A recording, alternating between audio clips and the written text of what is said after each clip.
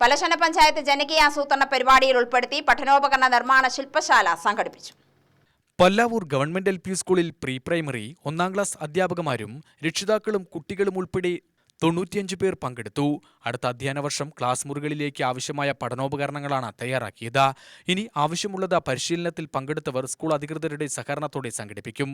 ശില്പശാല Pallassana panchayat president L Sairadha ഉദ്ഘാടനം ചെയ്തു. കുഞ്ഞുങ്ങളിലെ വിദ്യാഭ്യാസം എന്നുള്ളത് ഒരു അക്ഷര വിദ്യാഭ്യാസം മാത്രമല്ല, വിദ്യാഭ്യാസത്തിന്റെ നാനാ തുറകളിൽ പെട്ടിട്ടുള്ള കരകൗശല പരിശീലനങ്ങൾ ഉൾപ്പെടെ.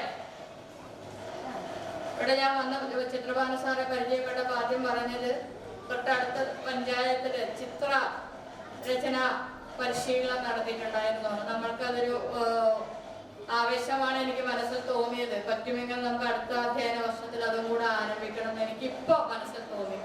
കാരണം നമ്മൾ പുതിയ പരീക്ഷണങ്ങൾ എല്ലായ്പ്പോഴും പല്ലശ്ശനയിലെ വിദ്യാഭ്യാസ മേഖലയെ സമയത്തോളം പുതിയ പുതിയ കാര്യങ്ങൾ ചെയ്തുകൊണ്ടിരിക്കുന്ന ആളുകളാണ്.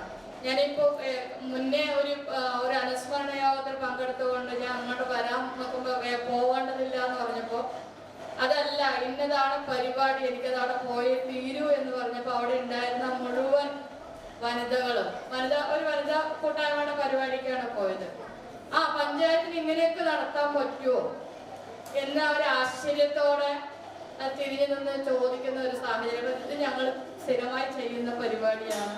കൈത്തിരി സമഗ്ര വിദ്യാഭ്യാസ പരിപാടി കൺവീനർ എ ഹാറൂൺ അധ്യക്ഷത വഹിച്ചു. ഹെഡ്മിസ്ട്രസ് ടി ഷൈമ, പരിശീലകരായ MK Sreeja, J Anu, TV Prameela, K Chithraprasad, K Sreejamol എന്നിവർ സംസാരിച്ചു. UTV news, Palakkad.